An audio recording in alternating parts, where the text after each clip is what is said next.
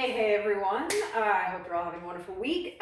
Today I want to talk a little bit about the lats, or the latissimus dorsi. It is a really big muscle in the back. It stretches from about the middle to bottom of the spine, and it kind of comes together. It's like triangular shaped, and then attaches to the top of the humerus.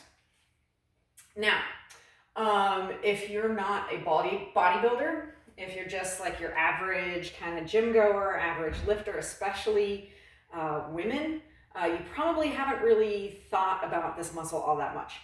But it's really important. It is the biggest muscle in the back, one of the biggest muscles in the body.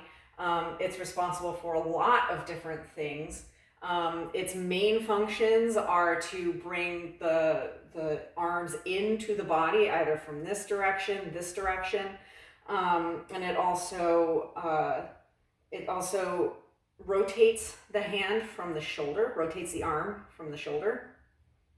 It also has a lot to do with flexion and extension of the spine. That's, very much involved in that. It's involved a little bit in pelvic stabilization. It works with the glutes, and also is partially responsible for anterior and posterior rotation of the hips. It assists in that. So it's a really important muscle for spinal stabilization, and for posture. It's one of those muscles that helps you stand upright. And I was training a client last week, and we were talking about actually her pull-up. And she has had some injuries in the past relating to the pull-up, and part of that is because of she has we were going through where the muscles start working within that movement, and we came to the conclusion that she really has a hard time connecting with her lat muscles. And she's probably, I'm sure, not alone in that. She has a desk job. She's in the military, but she works for a desk job, but she has a desk job. And so she, like a lot of us, is probably hunched over. Now, when we think about like forward head and forward shoulder, we think about the traps, and mostly the traps. But when you're in that hunched over position, your spine is flexed. So that's also involves the lats as well. And so we were talking about like which muscles engage for the pull-up, and this also comes up in her deadlift. When she's deadlifting, she tends to go a little bit too low, and almost is in a squat position when she deadlifts. She's almost like, I can hardly even do it. She's like way down here, whereas you want to be more upright with your butt out behind you. And she has her butt more underneath her, and I can't actually be as straight up as she is in the squatting position. And there's a couple of different reasons for that. One reason is that she has, and she told me this, has some, former back injuries that she's, trying to guard against. She doesn't want those injuries to come back up and bother her. And so she ends up doing the deadlift with her legs. She wants to use her legs more than her back in it. And it also comes from, because she's in the military and they have this new ACFT that they're rolling out.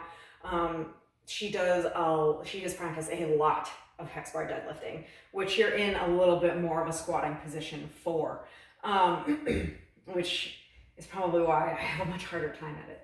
But anyway, so for those two reasons, those are the places or for those two reasons, she gets into more of a squatting position when she deadlifts. And, this disconnect from the lats shows up in that deadlift and in her pull-ups, which she's not capable of doing without just like wrenching her shoulders through it, because she can't get the lats to engage. And it shows up in her riding, because when she's riding, she tends to have her elbows out like this instead of bringing them in and pulling the shoulder blades down, which the lats are also involved in. So we decided to work a little bit on getting her to feel the lats and connect with them a little bit. And so I had her do a few different exercises, and I started with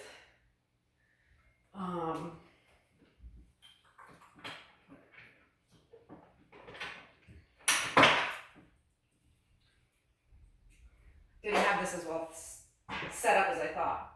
So I started with a row, but instead of just rowing straight back like this, which if you are very conscious of keeping the shoulder blade down and back, you will feel the lats in it.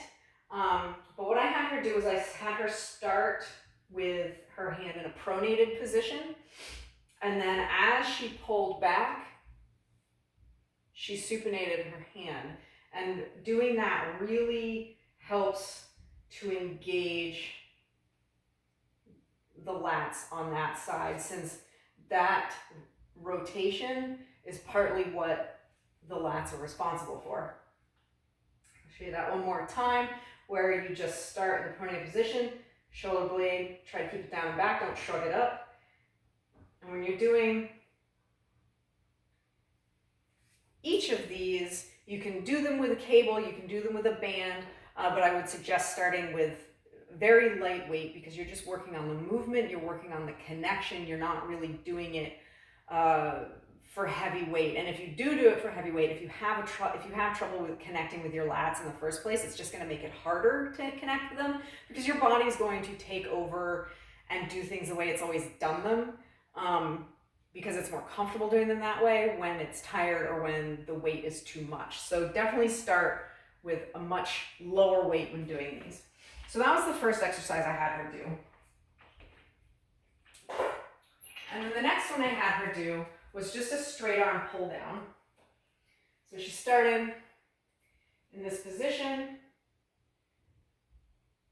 and pulled straight down and back.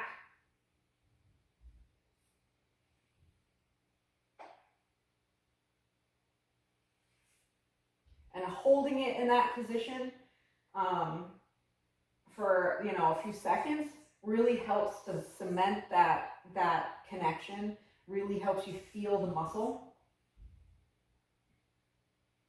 And that's one, like, I don't have a problem connecting with my lats because I am a swimmer. I swim.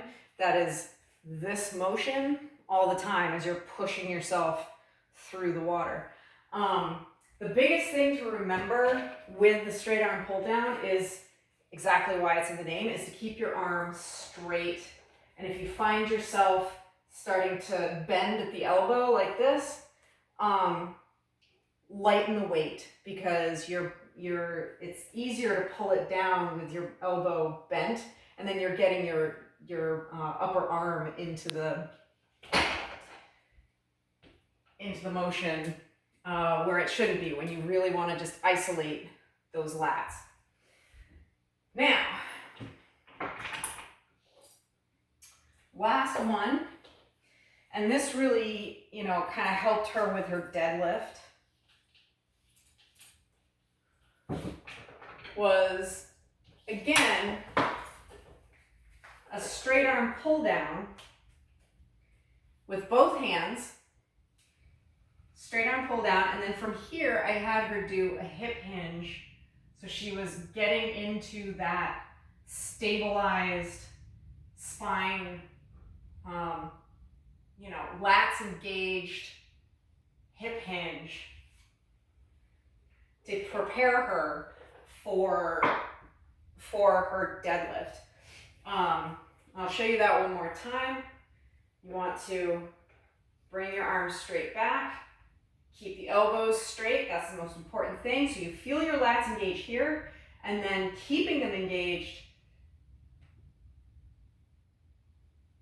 hip hinge back like you're going back to the bar. And this tension that you feel in the lats, when you do that, that's the tension you want to keep in them, even with your arms forward as you're reaching for the bar. You want to keep that tension in them, shoulder blades down and back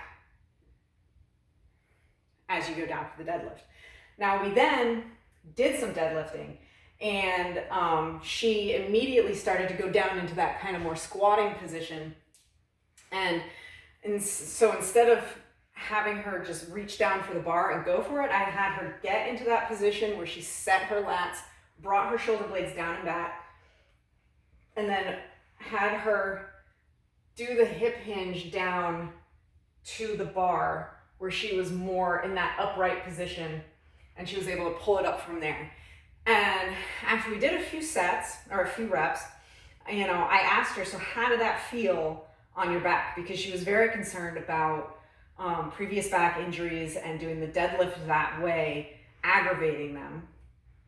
And her response was, it actually felt better than the way she had previously been doing it. And the best thing you can do if you have previous back injuries is to strengthen the large muscles of the back, because that will help support all of those structures and help guard against, you know, additional injury. So she had told me that when she did deadlifts the week before, her back actually felt a little funny, a little tweaky, and she wasn't so sure about it. And when she did them today, yesterday, when she did them yesterday, she did not feel any pain. There were no tweakiness. She felt a lot more stable, a lot stronger, and she was able to do it with a lot more ease. And this is someone who can hex bar deadlift 160 pounds, and she was struggling to conventionally deadlift like 115. So it really goes to show you how involved and how important those muscles are for that movement in particular. And also just in daily life, strengthening those muscles will help with, you know, back instability, with pain, with discomfort. And it's something that I've worked on quite a bit, because I do tend to get a lot of pain right in here from pushing wheelbarrows full of horse poop. So that's something that I have consciously thought about, and it's something that probably most people don't, unless, like I said, you're a bodybuilder or you're particularly advanced at lifting, and you know, you read articles about, you know, how guys want that wide back, and the lats are the key to that. Well, that's true, but it should be just as important to build strong lats for everyone, because it's super important pair of muscles that go in here. And so I just wanted to talk about that. I hope that this video was helpful. I hope you liked it. If you did, please hit the like button. Please share it. Go ahead and subscribe to my channel. And you can find me on Facebook and Instagram as well. And I hope you all have a wonderful rest of your week. And I will see you all later. Bye.